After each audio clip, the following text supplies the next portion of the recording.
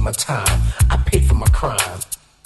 I want to say a big good evening going out to each and every one of you across the world. I paid for my This is World Jam Global Radio, Kervin Julian, and another edition of Issues Today. I already did my time. I paid for my crime. Coming to you live from Coventry, England. Crime. Stretching out across the waters. I paid for my crime. And we've got another story to tell tonight. Back in the day, I didn't really care about the system. It was all about survival. It was do or die. We do have our honourable guest, Gilda Baker. To stay in school, I learned my lesson. I will be talking about the life Not a man I could of Dial O'Neill. hands and very quick on my feet. I was swimming My dear friend, Shotgun Rider, all over the co-host, getting money Dr. David Rumey sends his apologies. He cannot be with us today, rearranged. and I know he is going to be sorely missed. Gun in my hand. It ain't about being no gangster. Life is too short to But as he lays down in bed, wrapped up trying to cope with this living hell. Already did my time. I with the temperature running high and nothing but Trump on his mind, time. I paid for my we send out our prayers, already did my time. I paid for my crime. knowing that he'll get well very soon and be back with us even sooner. I paid for my crime. But please hang tight, because we got a show in store for you tonight. My crime. I was a drug dealer, sold more drugs than Superfly, but I never got high on my own supply. I'm not proud. On a week That's why when the impossible, or what we thought was impossible, I must admit I was doing happened. all kind of stupid shit. That's right, Now sit back and think it over. Donald Trump The life I used to live, I wouldn't do it again. I wins the presidential election, was a real boy. elected into the White House, Me and will sit at the Oval seat. I was the real Terminator. Shocking as it is, that is the truth. I'd chew you up and spit you out like a real alligator, especially all you haters. In a week Statements are going on right now. when we discover Saying life, that more people of color prison. voted for Donald Trump on this election than voted for Romney on the last. Pay for my crime. Already did my time. On a week Already did my when the world is reeling Already did my with the repercussions of what might happen with Donald Trump as the President of the United States of America. Already did my time. I paid for my crime. Already did. On a week I paid for my crime. where protests, demonstrations, and near riots are seen from city to city, coast to coast, across the United States of America, This is my as people show their anger and resentment wide, at the worldwide. latest election results. Not a man I couldn't beat. I was good with my hands and very quick on my feet. I was We say thank God girls all that there is a God, I was getting money like and the God that we serve things have changed. The whole is still on the throne. range. I'm a changed man. Don't need no gun in my hand. It ain't about being no gangster. Life is too short to spend it all in jail. Trying to call. Our next show on the 26th Already did my time. of this month will see us going to the Dakota I paid for my crime. pipeline with Jimmy Pedruzzi. My time. I paid for my crime. Looking forward to that indeed. Already did my time. I paid for my crime. And bearing in mind we do have a schedule, I believe it's December the 10th, I paid. a What Next show on what happens now that Donald Trump is president of the United States of America, the most powerful country in the world. Never got high on my own supply. I'm not proud of what I had to do. That's why So much in store for you I had to repent. in shows to come, I was doing all but hang tight, yeah. because on this show And thinking over we've got our honored guest, Gilda Baker, again. and she'll be talking about the son, I was a Dial O'Neill, but I was nobody's chump. Me and Billy, and that's going to be coming up very soon. the real Terminator, much meaner than Arnold Schwarzenegger. I'd chew you up and spit you out like a real alligator, especially all you haters. Already did my time. World Jam Global Radio. This is clarity. Already did my time. I paid for my crime. Already did my time. The opening statements are going on right now. He could be facing life in prison. Prison. Prison. Well.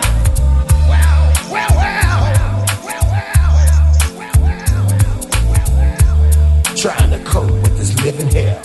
Well, in fact, with no further ado, I think it's time that we introduce you to our honored guest, and I'll allow her to introduce herself. It is none other than the mother of DL O'Neill. It's Gilda Baker. Good evening, good afternoon, good morning, Gilda. Hi. Hi, how are you? Kirby. I'm doing pretty good, thanks. How are you? Well, not too bad. Bearing in mind that I don't actually live in the United States of America, I'm feeding your pain. And Yes. you must be reeling from the shock of having Donald Trump elected. Oh, absolutely. We were sharing some thoughts on that just before the show started. Maybe you want to share that again. I remember saying to you that on this particular event, more people of color voted for Donald Trump than voted for Romney on the last election run. And Very shocking to me. You had something quite interesting Although to I say. knew, I Yeah. knew that there would be some, because Donald Trump always promised people of color that he likes or is okay with a job. And although I'm, of course, all for working, I retired from government myself, and I know the necessity of having a job. However, the other side to it is that he's not promising our dignity. He's not promising justice. And people don't seem to even be aware that those things aren't being talked about when it comes to people of color. And those are some of the issues that we're facing. So I just like people to take a look at that. You know, one of the things that I noticed throughout the entire debates that Clinton and Donald Trump was having, I really didn't hear much about policy. I didn't really hear much about what they were going to do to change the trend that America was going in. I didn't hear much Yeah. about what they were going to do for. I mean, they say that they're going to create jobs, but they haven't said how. They said that they're going to make Right. the economy better, but they haven't said how. They've said that they were going to make housing and all of these resources better, but they've never been able to say how. And without a process, how can we trust anything that came out of either one of their mouths? Right. Yes. Well, I think, we have to make a choice. We had to make a choice. I was just shocked at the choice that was made, because people talked about the lesser of two evils. And in my opinion, there was a lesser of two evils, and he wasn't the best candidate in my mind. I am now at a point where we have to give him a chance to do the right thing. So we'll see. We can just hope that he'll take into consideration all of us, all of our families, all of our children, and for future generations to come. Yeah. The other, one last thing that I'd like to ask you just before we move on to the real reason why we're doing this show is all of these protests, demonstrations, riots, burning of cars and burning of flags. What's your response to that at the moment? Initially, I thought, why burn? Why destroy anything? But I do understand it. Although I don't agree with the methods, I understand the rage, the pain, the anxiety, and all the emotion around what they're doing. For me, what I never get is I don't get why people go and start protesting and destroying their own communities that need to be rebuilt afterwards. Well, I think because they don't see it as their community. Okay. They live there, but no connection, no real ownership, because they've been locked out of processes. That's the way I look at it. Are you afraid for the future of America and people of color in particular? I am somewhat, because I think the process of assimilation didn't really happen, and I think for us as people of color, we really need to be a little bit more independent. Yeah. And what I mean by that is just have a foundation of our own, and then maybe branch out into others' cultures and others' You know what I'm saying? Yeah, Other opportunities, but create opportunities for ourselves. yeah, And how do we do that when our whole life was stolen from us? And we've been trying to build on a country that brought us here yeah. and just never got a stronghold, never got a foothold completely. Well, on the point of having lives stolen, the main Yes. point and reason for our show today is that your son, Dial O'Neill, had his life stolen. At what age? He was 33. His birthday was the next day. He would have been 34. Wow. Yeah. And as a mother, there's no greater pain than having to No. bury your child Right. before you while you're still alive. It must Right. must have been the most painful experience um, to imagine. Oh, oh, it was.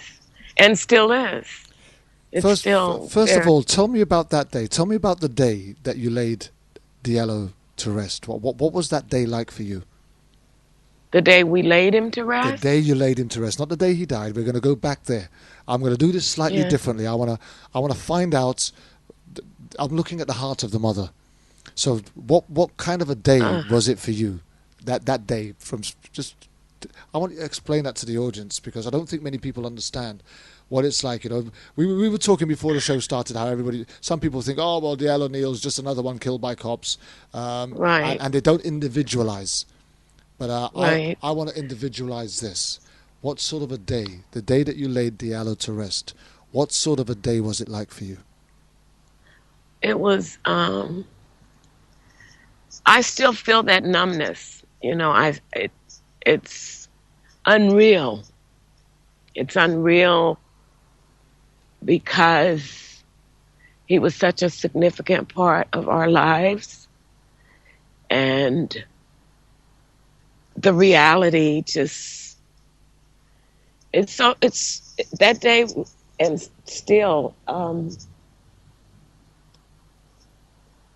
it's unreal. That's all I can It's okay if you get really the emotional. words. If it's okay if you get Yeah. if it gets too hard a question, or it gets too difficult to answer, I'll try and bail you out. Okay? Well, 'Cause- the difficulty here is that, in thinking about the day I laid him to rest, I can see putting him in the ground. And that's pretty hard to revisit. yeah. But I still feel that sense of despair because there's nothing I can do about it.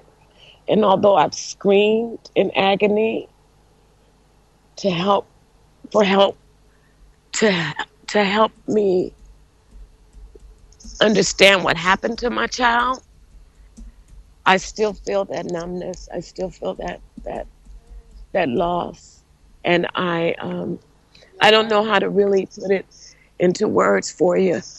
No, you're putting it into great words. I'm Okay. already feeling it, and that's what I really Yeah. want. I wanted to get that out.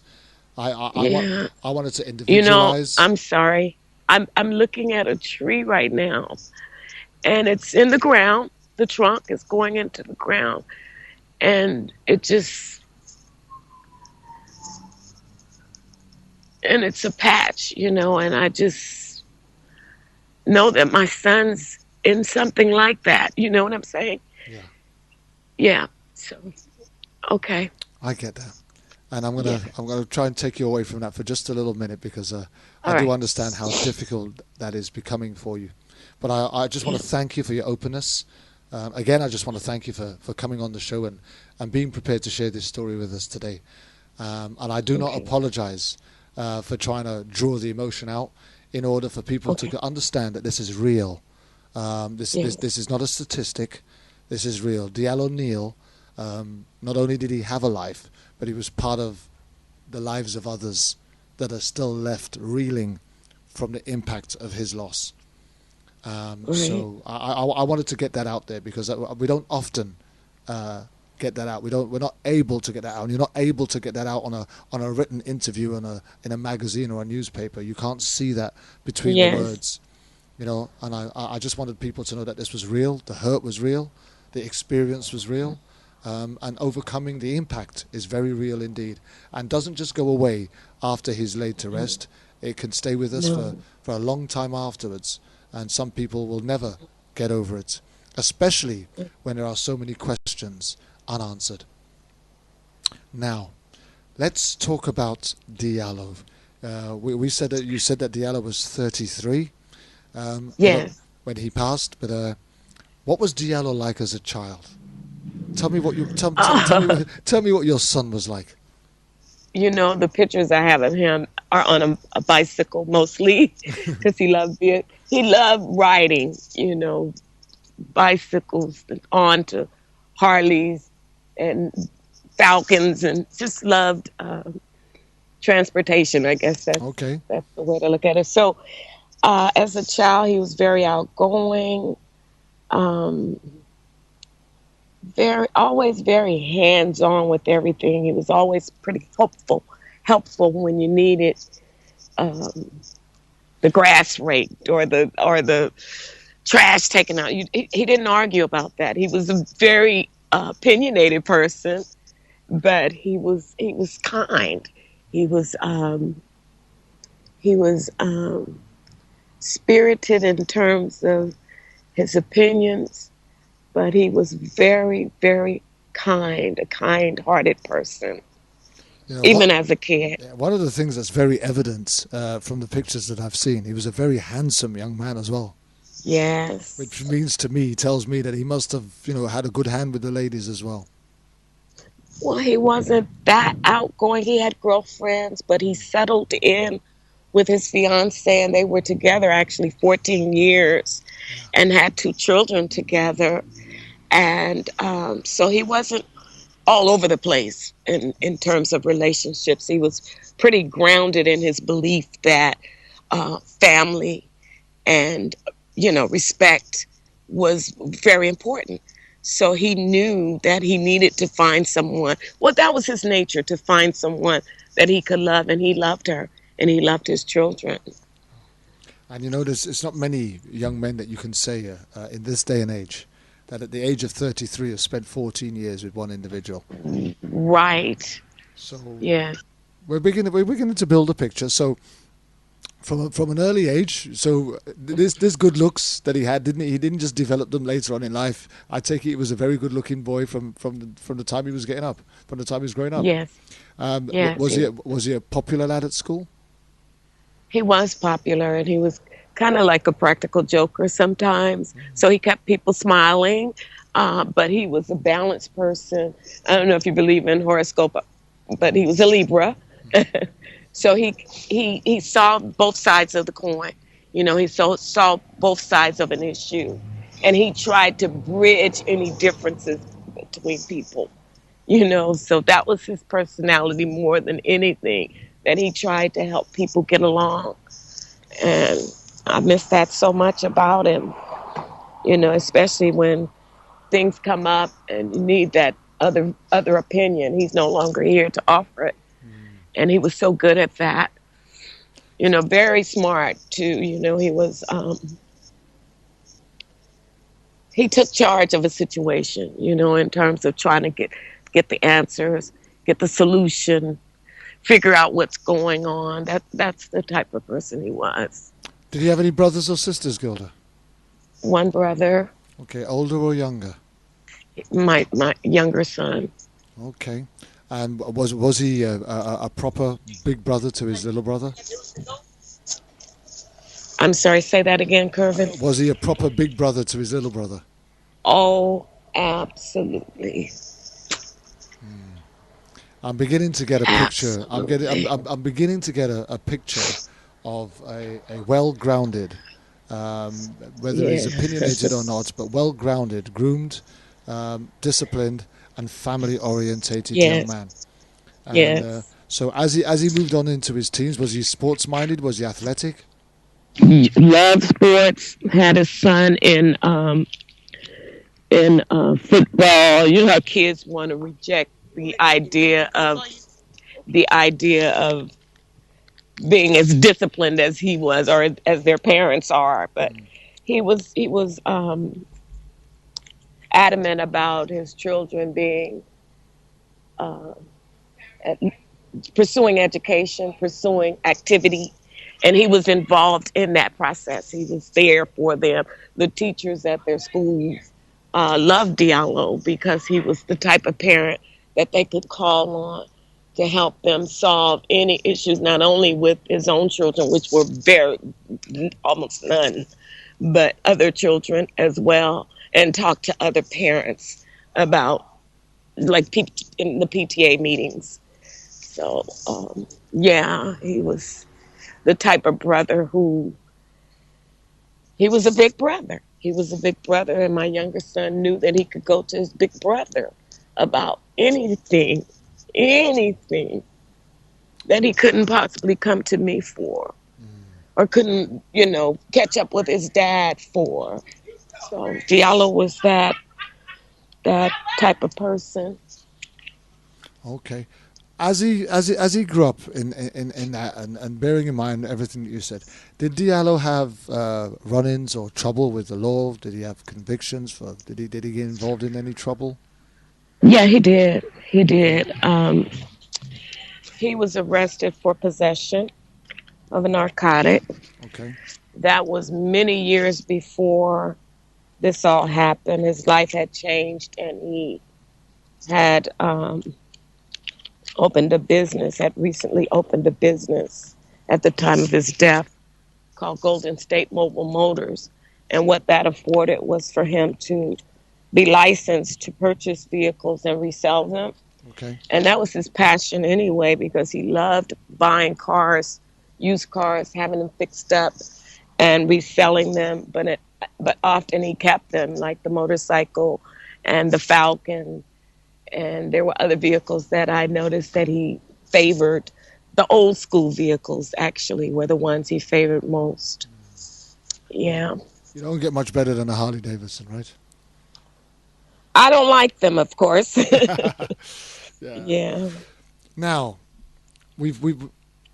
how? And I don't want to make excuses for how Diallo, having been arrested before, I don't think that has anything to do with why he died, and or why someone would kill him. I get that. Yeah. I just want our audience to have a real picture. Saints and sinners, no matter what, every life is priceless and valuable. Right.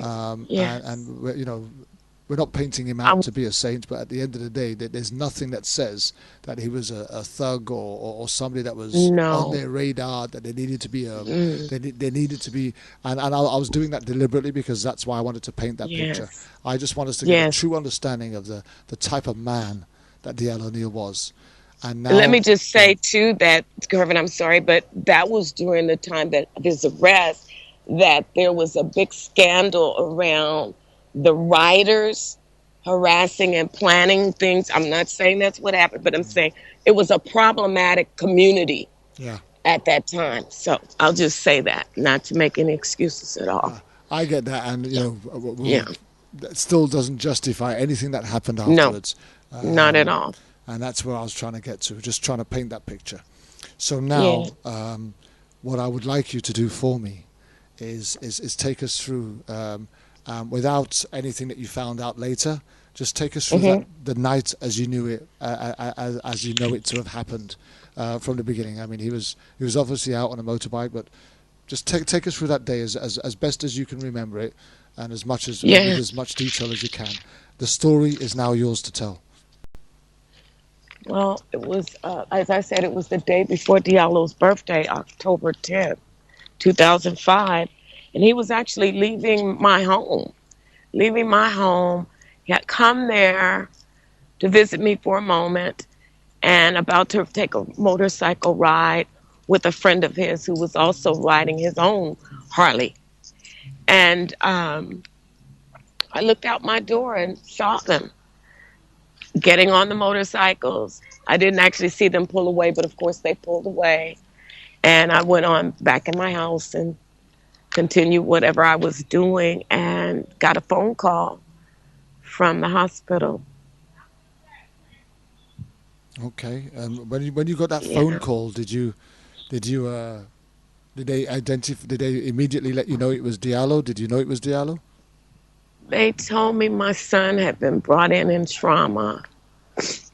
Okay. And I thought, okay, I'll be there. And when the lady asked if I could drive myself, I said sure because I had no no idea, no idea that what I found out since is that he had already died. When he brought in trauma was really not the truth. He was already gone. I believe that's what Okay. I found out So later. so But I yeah. drove myself. Yeah, I just want to stick to that night with the facts that we know it, and then we can come back to what was later divulged.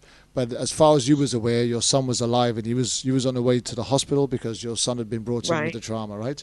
So you get to Yeah.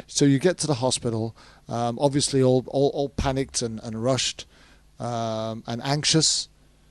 Well, Um, not really, because I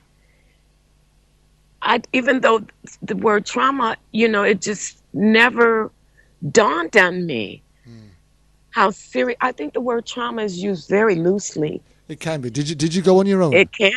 Did you go on your I own? went by myself. Yeah, Okay. although just being the family we are, I called his fiance and his father and said Diallo was brought to the hospital. Let's meet up there and see how he's doing. And it was really quite simple, for me at the moment. Yeah. So, and even when we got there, Kervin, it didn't hit because they said we had to talk to the doctor. It did not resonate with me at all until he said those words that How Diallo did make it. how long had you been in the hospital before you discovered that Diallo didn't make it? Oh my! If I were to guess a time frame, 15 minutes, maybe.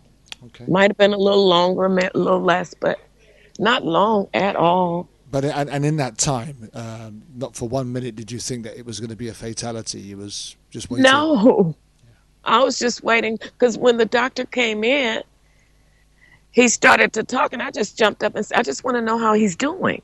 I didn't want to hear anything else. I just wanted to know how he was doing, and that's when he says, "Give me a moment, Kervin." I'm sorry, Johnny.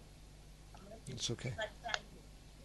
We- Okay, put it right here for me, Johnny. This is a very important call, yeah, and I've got this for you too. Okay, Kervin, I'm here. that's okay. You carry on. Okay, You was just telling us about how it was with the doctor coming, yeah, and you was just yeah. He waiting. came in, and we were all there. It was myself, his fiance, his children. You were all at the hospital. The children, the Yeah, fiance. because that's what we do when somebody's Yeah. been in an accident or But when again, it's going to come. all that really does is re-emphasize the tight infrastructure of the family, that everybody was there, and so Diallo was very much loved Yes. because everybody turned up instantly, instantaneously they turned up. So Yeah. that paints a very good picture in my eye. So now what I want you to tell me, so now they've told you that Diallo didn't make it. You and your family are now left in pieces, And sure. yeah, in shock. Yes. So tell me what was all of the thoughts that went through your mind at that moment in time, as you can remember it. What I remember is just dropping, to the floor and realizing my grandchildren were sitting there hurting. And I jumped up again and went over to them. And my brother was actually dealing with them, but I needed them close to me. And oh, thank you, Johnny. Yes, thank you. I'll still be here. Okay. So I went over to them and started to console them. I just felt like I needed to show a little more strength to them because if I completely lost it, I just felt like I couldn't do that. So at that But moment, yeah, go on. Sorry. I was so broken. But Yeah. you had to be the mother and the comforter. Yeah. So you I'm had the matriarch. It's yeah, incredible, that word. yeah, you had to hold it together just so that you could hold them together. Yes.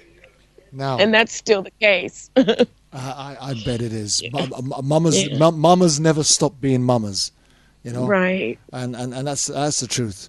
So now, what I want to try and get through is, as far as you know, and irrespective of what you were to find out later, I want to keep that to one side for a minute, right? Okay. What was supposed to have happened that brought him into the hospital?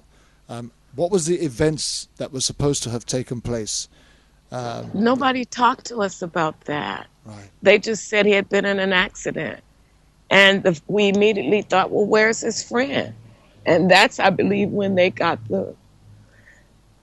I don't know, they started to spin it. Okay. Law enforcement never came to me. I didn't even know that they were supposed to. I didn't even know how things were supposed to be done. So everything that did happen, I accepted as truth, Wow. because I was dealing with the law. Yeah. So, yeah, we just wondered where was his friend, because he wasn't there. There was no word about him. So our focus went there. But you knew that they'd left together, right? I knew they'd left together. So somehow this friend should have been able to tell you. And he did later. He did. Okay. Yeah. So now at this point, as far as you're concerned, he's in an accident. What did they say the accident entailed? What was meant to have didn't. happened? Did he crash They into a never lamppost? Did he crash into a car? What Are you asking me about the hospital? What did they say to us? what did anybody later? say? What did anybody say on that day? At that moment, nothing. So- We weren't told anything. We were left. And imagine being told your child has died, your father has died, your fiance. We were in space. What should have happened is someone should have gathered us, consoled us, talked to us, and that didn't happen. They let us. My granddaughter, I have memory of her going. We had all ventured outside, and when I looked up, she was still inside, walking back and forth. I'm sorry, I need a moment, Irvin. No, that's okay. You got I need a moment. you got a moment. Just remember, ladies and gentlemen, we are live. We are live, and unfortunately, when we are live, live things happen. And we're talking about the life of Diallo Neal, and we're trying to relive every moment in order to give you a real picture of how this tragedy turned into a travesty. And we're going to get there very soon, and it's as painful as it is. We will get there, and we will give Gilda the moments that she needs to compose herself, so that she can strengthen herself and tell the story in a way that I believe will do credit to Diallo's life. I think I can hear you now, so you're back with us? Yes, I am. Okay. But there again, I had to compose myself and gain my strength to go get my granddaughter out of the hospital waiting area and bring her to me, to us, because we were fragmented. We were just emotionally all over the place, Yeah. I get that. Now, so at that point in time, nobody had actually told you what the accident was, how he died, and so that night was to pass, and you were left with no questions answered, no real truth as to how your son left your home in one piece and arrived at the hospital, and where he gave his last breath. Yes. Okay. Although witnesses said that he died on the street. Yeah. That someone said they saw him take his last breath. Okay, so how long after you left the hospital did you get to see or speak to his friend? It must have been, if not the next day, the day after or so. But it wasn't, he wasn't really that forthcoming. Okay, but in between the time that you left the hospital and you spoke to him, the police had not been back to you to tell you anything about. I have never spoken to the police to this day, except for my reaching out to them to ask them Wow. to help me find answers about what really happened. They never contacted me. As a matter of fact, a private investigator brought his clothes in a black bag to my home. I didn't know how things were supposed to work.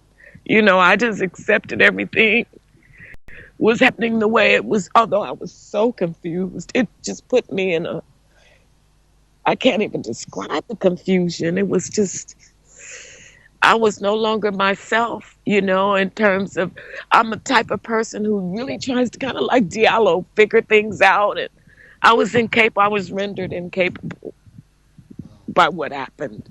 Yes.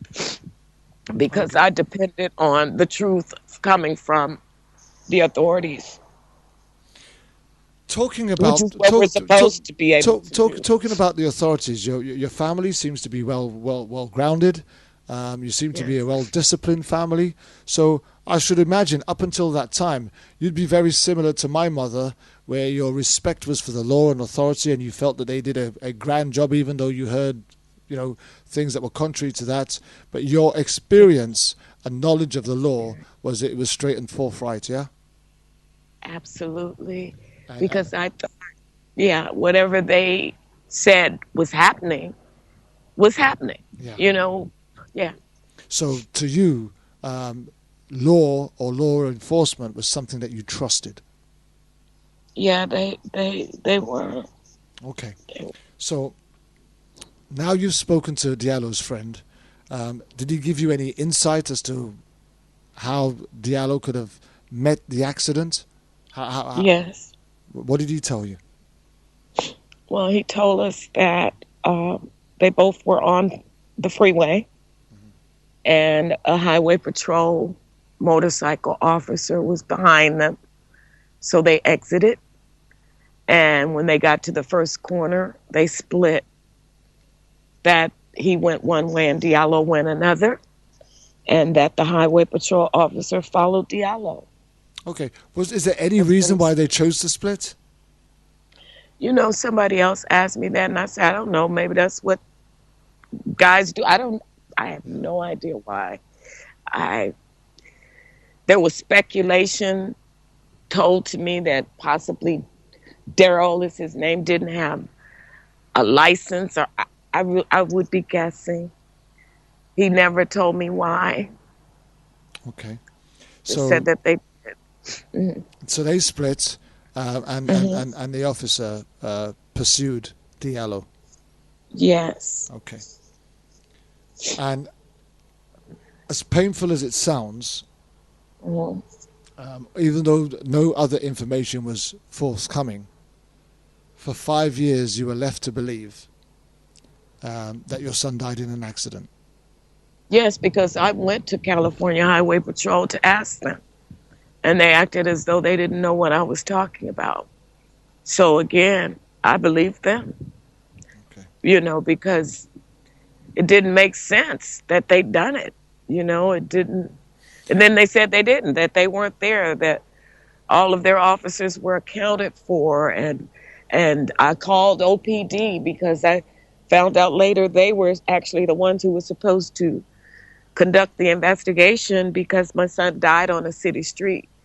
He exited that freeway and died on a city street. And so they were supposed to have conducted the investigation. However, in their report, they say the California Highway Patrol conducted the investigation.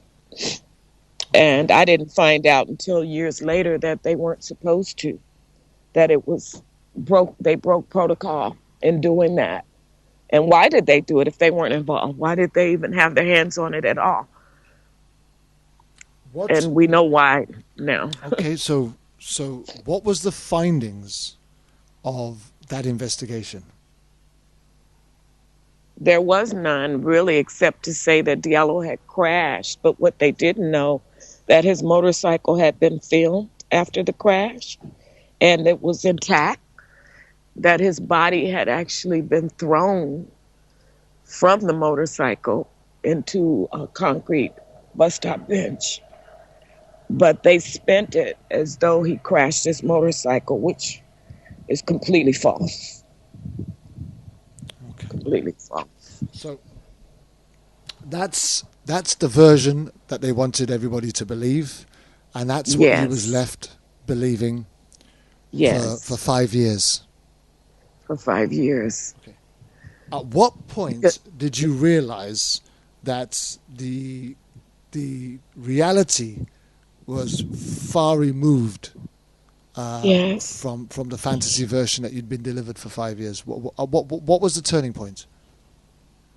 I think, I think the spirit of Diallo was in me, and I thought about him constantly, but on one particular day, I was thinking how I had never received anything saying exactly how my son died. I knew he had died in an accident, died in trauma, but there was all of this other missing pieces. And I had never gotten a letter from an attorney. Touched it at one point and wouldn't take the case. I had never gotten a letter from that attorney saying exactly why. So I emailed them, and when they told me to contact another attorney, well, of course that didn't make sense, because you would think if you don't take a case, the reason is because there's no case, not contact another attorney. So I went to my basement and retrieved the black bag that was brought to my home. And that's when I started to read through,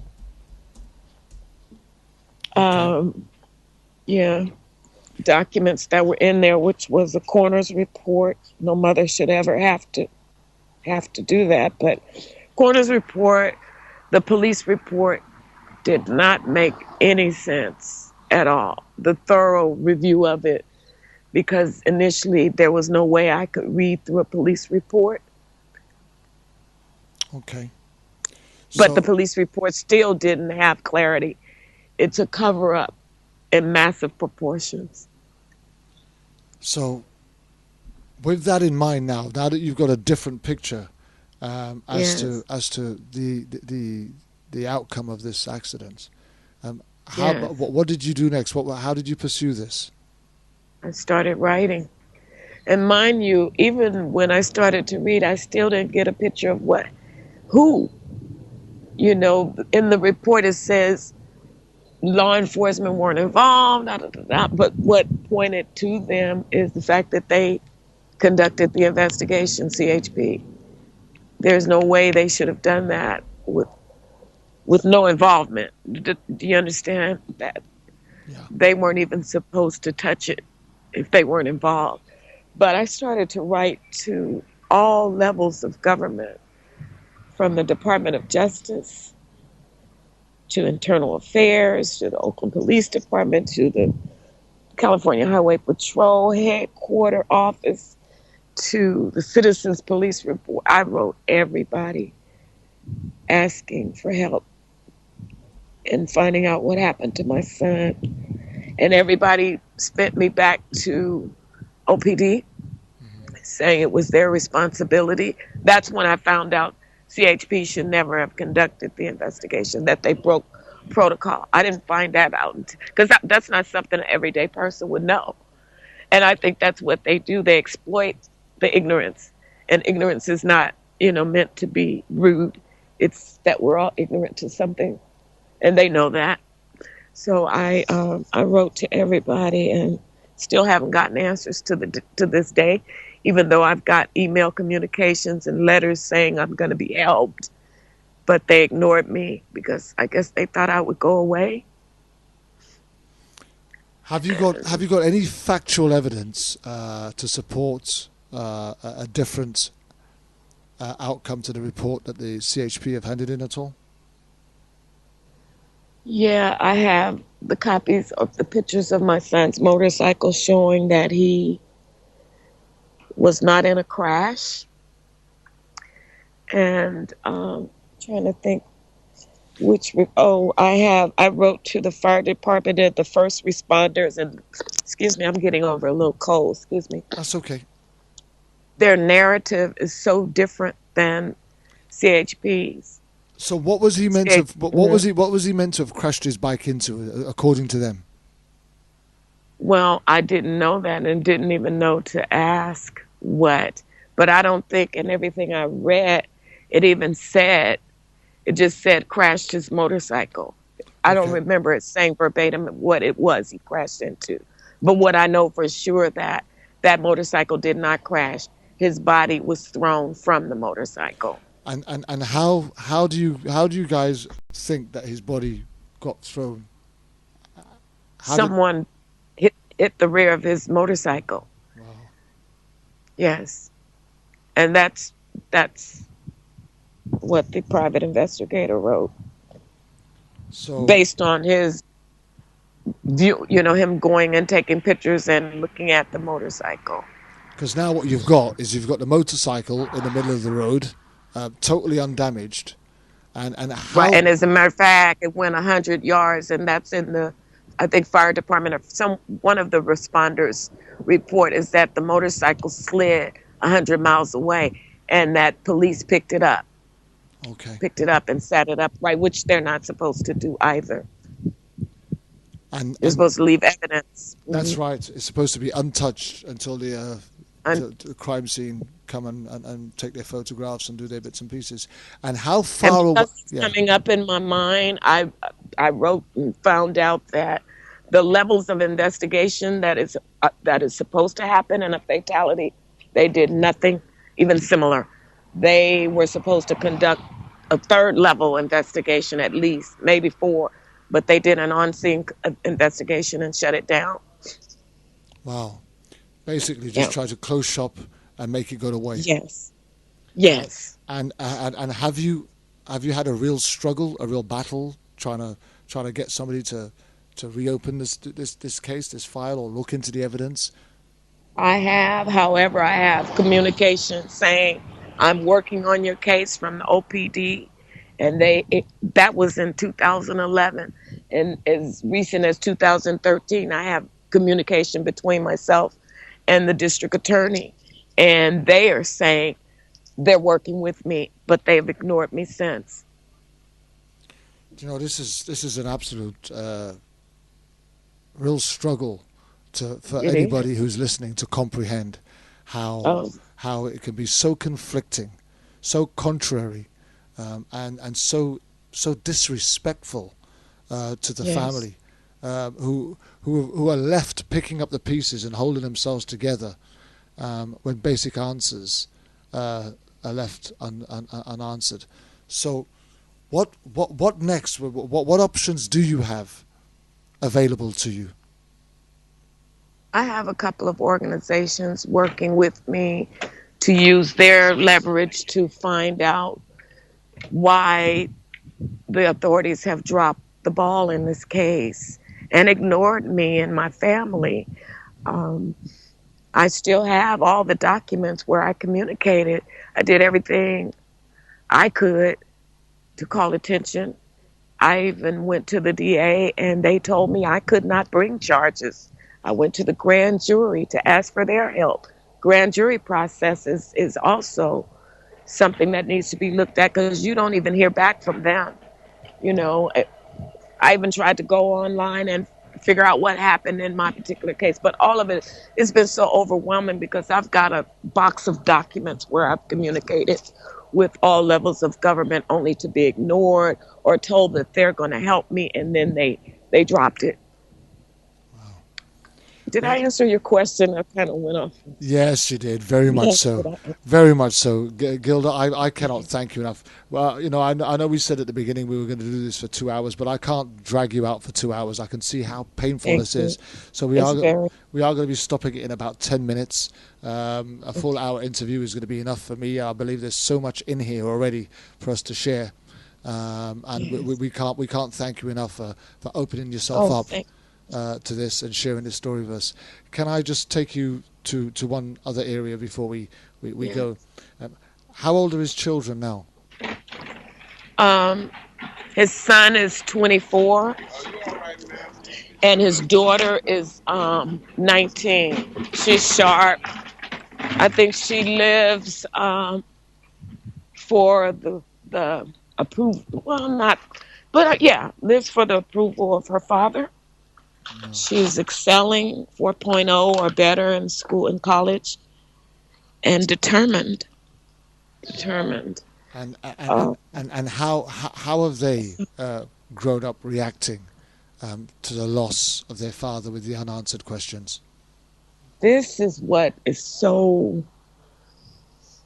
I guess, why I'm fighting, because I don't want our children to think they have nothing to say, nothing can be done about the injustices. That has, I feel it has taken so much away from their potential of who they could be, because their father was murdered and nobody's doing anything about it. That has had to have had an effect. And it's hard to talk to them about it because I don't know if I'm even ready. I've got so much pain myself. I don't know if I'm ready to see that kind of pain come from my children, from my grandchildren, you know? So I'm kind of, can I say it? I watch them, Yeah. you know, and I just try to make sure that they're okay, although I know the underlying. But I don't want them to accept this, that their father was killed and nothing is going to be done about it. I think it sets the stage for us to be in bondage from now on if we don't fight. Yeah. Well, Gilda, I feel your pain. We share it with you, and we will be on this journey with you as best we can, from where we are, doing Thank whatever you. we can. I'm going to leave And this. may I just say one other thing because it's coming up? Go ahead. When what makes his friend's story believable is because where Diallo died, total strangers were in that area. Business people, it was a business community, and they saw what happened, and their stories were ignored and covered up, and said it must have been another motorcycle that they saw, not CHP. So they buried this. So it wasn't just his friend's story. It was other independent witnesses who said they saw what happened. Wow. Yeah. And I just still, think that's important. it's very important. And all I can say, unless there's anything else that you want to add to this, it's a very sad No. story. It's you've painted an absolutely beautiful picture of a well-structured, very disciplined, family-orientated man who was well loved by Thank- his family, who was well Yes. appreciated and acknowledged in his community, and was taken Yes. away too soon. Yes. All we can do, Gilda, is thank you for sharing that story with us today. Yes. And maybe we can get you to come back on another occasion and update us on anything that's going on. Okay. And that'll be fine. But I do believe you can expect a call from our producer. She'll try and touch base with you after the show just to make sure that you're okay. All right? Because Okay. I would normally carry on for 2 hours, but I'm feeling your pain, and I know just how difficult this has been for you. Yes. And I don't want to put you through any more than is necessary, than for us to get what we need to get out of this story, that we can put this together and send it out for everybody to be able to see, and know that Diallo Neal wasn't just a statistic. I hate that word sometimes. Yes. I know it doesn't roll off the tongue very easily. It doesn't, especially when you've got a dry mouth. But he wasn't just a statistic. But he was a young man with potential, well loved, well appreciated, and very, very sadly missed. And we just pray that his children will grow up without a negative effect to what has happened to their father, impacting their lives in a negative way. But they will grow up to be productive individuals, and that will serve their community well and do their father proud. Yes. That's right. That's right. Well, Gilda, thank you very much. On that note, Thank you, Curvin. no, it's a big thank you, and we look forward to catching up with you soon. Okay? Okay. Okay. Thank you very much, and bye bye. Bye-bye. Bye bye.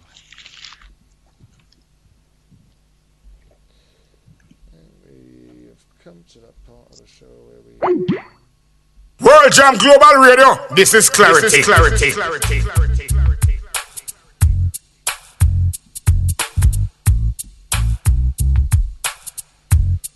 I don't know about you, I already did my time. I paid for my crime. but I heard so much pain. I already did my I time. heard so much pain in the heart of Gilda Baker.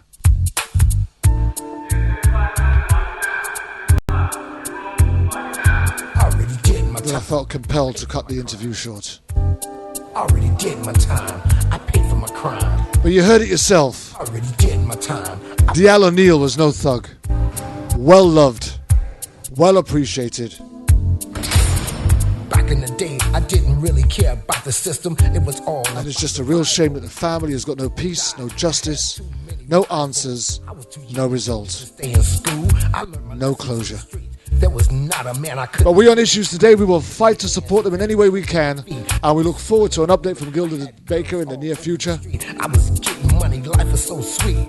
Now things have changed. As for us, there is no show I'm a change. next Saturday night. My hand. It ain't about But we'll be back in a fortnight. That's November the 26th, trying to cook where we're going to Jimmy Pedruzzi, my time. I paid for my crime. Standing Rock, Dakota. Already did my time. I paid for my crime. Already did my time. I paid for my crime. Already did my time. I paid for my crime. Already did my time. I paid for my crime. I was a drug dealer, sold more drugs than Superfly, but I never got high on my own supply. As for me, you can catch me tomorrow morning, That's why I'm 8 o'clock, GMT. had to repent. It's the Wake Up Everybody Sunday Gospel Show. Stupid shit. I'm doing church before church. Thinking over since I've gotten older. The life I used to live, I wouldn't do it again.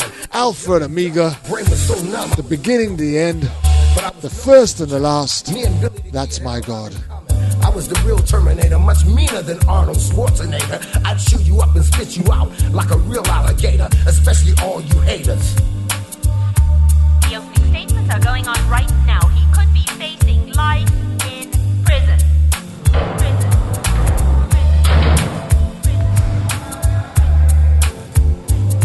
Already did my time, paid for my crime. Already did my time. Already did my time, paid for my crime. Already did my time.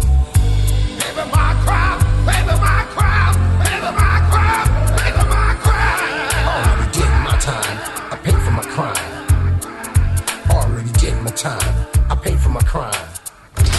I'm trying to get this felony off my back so I can get my life on track and have the right to vote and live like an ordinary citizen again. This is my message to all of my friends in the pen, statewide, worldwide. There was not a man I couldn't beat. I was good with my hands and very quick on my feet. I was swimming in women. I had girls all over the street. I was getting money. Life was so sweet. Now things have changed. The whole game has been rearranged. I'm a changed man. Just want to thank each and everybody that has joined us from all over the world, wherever you are. Life is too short to spit. My name is Kervin Julian. Trying to cope with this living. This is World Jam Global Radio. Did my time. I paid for my crime. The show is Issues Today. Thank you very much. Did my time. I paid for my crime. Already did my time. I paid for my crime. Already did my time. I paid for my crime. Already did my time. I paid for my crime. I was a drug dealer, sold more drugs than Superfly, but I never got high on my own supply. I'm not proud of what I had to do. That's why I'm telling my story to you and you. I had to repent, I must admit, I was doing all kind of stupid shit. Now sit back and think it over since I've gotten older. Are you ready? Are you World Jam Global Radio. This is Clarity. Are you ready? Are you ready? It's time for your new DJ here on World Jam Global Radio. As you know, World Jam Global DJs transmit from around the world. All viewers, please wait 30 seconds after this transmission. Then press play for your new DJ. World Jam Global Radio, this is Clarity. This is Clarity.